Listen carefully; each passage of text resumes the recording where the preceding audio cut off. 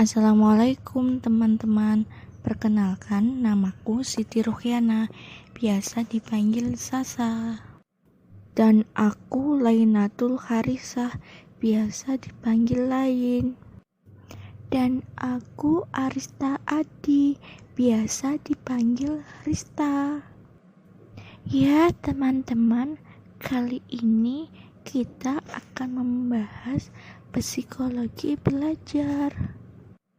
Yang pertama, kita akan membahas mengenai karakteristik belajar. Yang kedua, kita akan mempelajari mengenai manifestasi perilaku belajar. Dan yang terakhir, kita akan mempelajari tentang ragam belajar. Stay tune ya teman-teman. Assalamualaikum teman-teman. Waalaikumsalam Ibu. Perkenalkan, nama saya Siti Ruhyana atau biasa dipanggil dengan Sasa. Ya teman-teman, kali ini kita akan mempelajari tentang karakteristik belajar. Untuk terlebih dahulu, Ibu bertanya, siapa di sini yang sudah mengetahui tentang karakteristik belajar? Siapa ya? Pernah Ibu, tapi cuma baca buku dikit doang. Oh, bagus sekali Rima. Cukup bagus untuk kamu. Jadi, karakteristik belajar yaitu setiap perilaku belajar individu yang ditandai oleh ciri-ciri perubahan yang spesifik. Ibu bertanya, siapa ya di sini yang sudah mengetahui ciri perubahan karakteristik belajar itu? Ternyata saya lupa, Bu. Tolong dijelaskan lagi, Bu. Baik. Jadi, ciri perubahan karakteristik belajar itu ada 3. Yang pertama, perubahan intensional. Yang kedua, perubahan positif aktif. Yang ketiga, perubahan efektif dan fungsional. Yang pertama yaitu perubahan intensional, yaitu perubahan yang terjadi dalam proses belajar mengajar karena berasal dari pengalaman belajar atau praktik dalam pembelajaran yang dilakukan oleh siswa tersebut. Kemudian, Bu, apakah siswa menyadari tentang perubahan sikap dalam dirinya tersebut?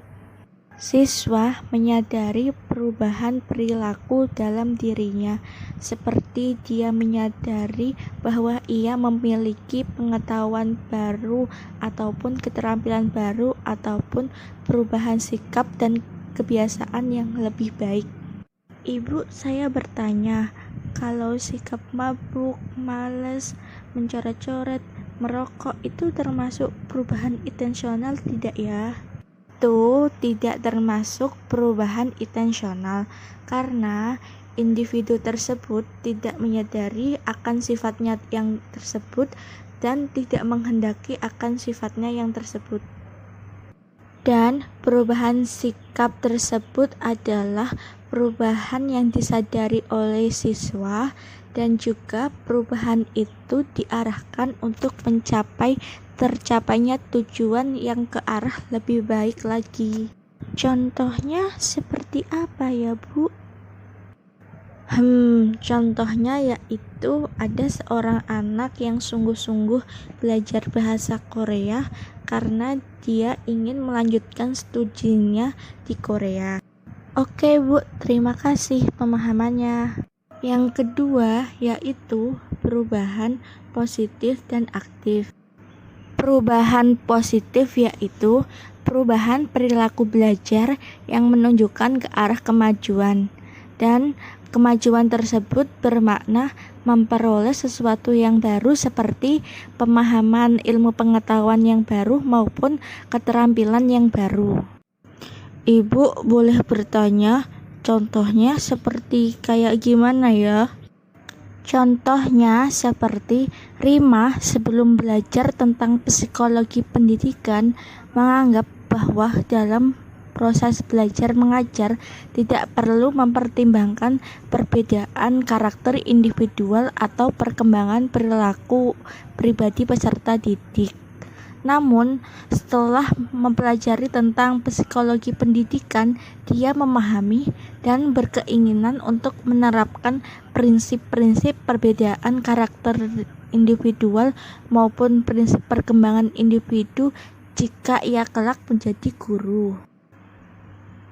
Kemudian, maksud dari perubahan aktif itu perubahan yang kayak gimana ya, Bu?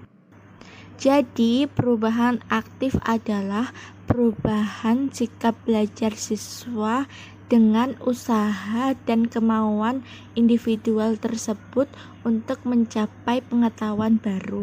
Contohnya yaitu Andin ingin memperoleh pengetahuan baru tentang psikologi pendidikan. Maka Andin secara aktif dan nyata melakukan kegiatan membaca dan mengkaji buku-buku psikologi pendidikan serta aktif berdiskusi dengan teman-temannya tentang psikologi pendidikan. Dan yang ketiga yaitu perubahan efektif dan fungsional. Perubahan efektif yaitu perubahan yang timbul karena proses belajar mengajar yang berhasil dan berjalan lancar, yang mana perubahan tersebut membawa makna dan manfaat tertentu bagi siswa, siswi maupun guru. Kemudian kalau perubahan yang fungsional itu perubahan yang gimana ya, Bu? Perubahan sikap belajar yang bersifat fungsional ini memiliki makna ia relatif menetap dan ada setiap saat apabila dibutuhkan. Perubahan tersebut dapat diproduksi dan dimanfaatkan. Perubahan fungsional ini dapat diharapkan memberikan manfaat yang luas, misalnya ketika siswa dan siswi menempuh ujian dan menyesuaikan diri dengan lingkungan kehidupan sehari-hari dalam mempertahankan kelangsungan hidupnya. Perubahan efektif fungsional ini biasanya bersifat dinamis dan mendorong timbulnya perubahan positif lainnya. Boleh Ibu contohnya seperti apa ya? Contohnya yaitu siswa yang belajar menulis, maka di samping ia akan terampil dalam rangkai kata dan kalimat dalam bentuk tulisan, ia juga akan memperoleh keterampilan lainnya seperti membuat catatan, mengarang surat, dan lain-lain. Sekian pembelajaran hari ini. Terima kasih dan semoga bermanfaat. Terima kasih banyak Ibu atas ilmu yang diberikan. Assalamualaikum warahmatullahi wabarakatuh, teman-teman. Perkenalkan, nama saya Lainatul Harisah. Biasanya saya dipanggil Lain. Waalaikumsalam Ibu. Ya, kali ini kita akan membahas mengenai manifestasi perilaku belajar. Sebelumnya Ibu bertanya, siapa ya yang di sini sudah mengetahui manifestasi perilaku belajar itu apa? Pernah belajar, Bu, tapi ya sedikit lupa-lupa gitu. Oke, kalau gitu mari kita ulas materi manifestasi perilaku belajar.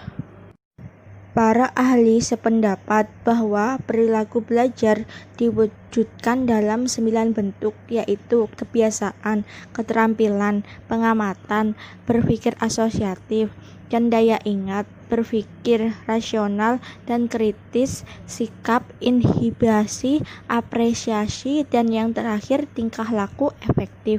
Siapa di sini yang bisa menjelaskan tentang bentuk manifestasi perilaku belajar tersebut? Itu, Bu, manifestasi kebiasaan, bahwa dalam proses pembelajaran itu akan membentuk kebiasaan anak dalam belajar dan akan membawa perubahan pada diri siswa tersebut. Good job buat kamu, Mila.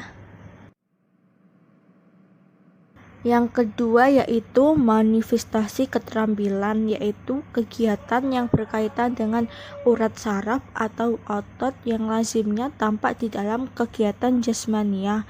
Seperti contohnya ketika ada siswa yang terampil bermain gitar, maka kita dapat melihat ketelitiannya pada saat bermain gitar. Yang ketiga yaitu manifestasi pengamatan, yaitu suatu proses menerima, menafsirkan, dan memberi arti rangsangan yang masuk melalui indera.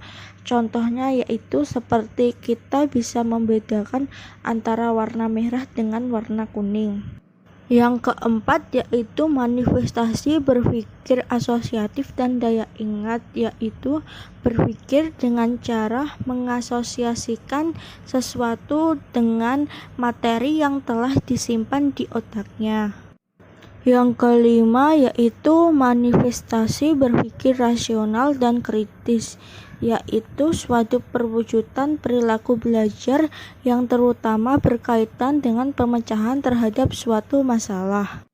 Saya akan melanjutkan manifestasi selanjutnya. Yang keenam yaitu manifestasi sikap, yaitu kecenderungan yang relatif menetap untuk bereaksi dengan cara baik atau buruk terhadap orang atau barang tertentu sesuai dengan pengetahuan dan keyakinan. Yang ketujuh yaitu manifestasi inhibisi, secara ringkas yaitu upaya pengurangan atau pencegahan timbulnya suatu respon tertentu karena adanya proses respon lain yang sedang berlangsung. Baik, terima kasih Ojan, kamu sangat membantu sekali. Yang ke-8 yaitu manifestasi apresiasi, yaitu proses penghargaan ataupun penilaian terhadap sikap siswa dalam proses pembelajaran. Yang ke-9 yaitu manifestasi tingkah laku efektif, yaitu tingkah laku yang bersangkutan dengan perasaan takut, marah, sedih, gembira, kecewa, senang, benci, was-was, dan sebagainya sesuai dengan pengetahuan dan keyakinan siswa tersebut. Oke teman-teman, manifestasi belajar ini dijadikan sebagai indikator untuk mengukur perilaku belajar peserta didik. Cukup sekian dari penjelasan saya. Terima kasih. Terima kasih Ibu atas segala ilmunya. Assalamualaikum. Hai Rista. Waalaikumsalam. Dari mana aja nih? Cuma habis dari kelas nih. Wah, ternyata sama ya. Aku tadi habis mengulas tentang raga belajar. Bolehlah cerita. Jadi, ragam belajar itu ada 8 macam. Oh, lumayan banyak ya. Yang pertama yaitu belajar abstrak, yaitu memahami atau memecahkan masalah yang tidak nyata. Contohnya seperti belajar matematika, kimia, dan lain-lain. Oh gitu. Gimana kalau kita pindah ke perpustakaan aja yuk, biar lebih nyaman gitu loh. Ayo, boleh banget tuh. Yang kedua yaitu belajar keterampilan, yaitu belajar dengan menggunakan gerakan-gerakan motorik yang berhubungan dengan saraf dan otot. Contohnya seperti olahraga, bermain alat musik, melukis, dan lain-lain. Yang ketiga yaitu belajar sosial, yang tujuannya untuk memiliki pemahaman dan kecakapan dalam memecahkan masalah sosial seperti masalah keluarga, masalah persahabatan, kelompok, organisasi, maupun yang bersifat kemasyarakatan. Aku mau juga mengutarakan pendapat ya. Bolehlah, aku mah kalau itu tambah suka banget. Yang ku tahu itu belajar pemecahan masalah, yaitu belajar untuk memiliki kemampuan dan kecakapan digunakan untuk memecahkan masalah secara rasional, lugas, dan tuntas. Kalau belajar rasional itu adalah belajar dengan menggunakan kemampuan berpikir logis dan rasional atau sesuai dengan akal sehat. Ku ingat yaitu belajar kebiasaan, yaitu proses belajar mengajar untuk membentuk kebiasaan baru yang bersifat positif, dan kebiasaan tersebut dibutuhkan oleh individual tersebut. Wah, ternyata kamu tahu banyak ya, hebat.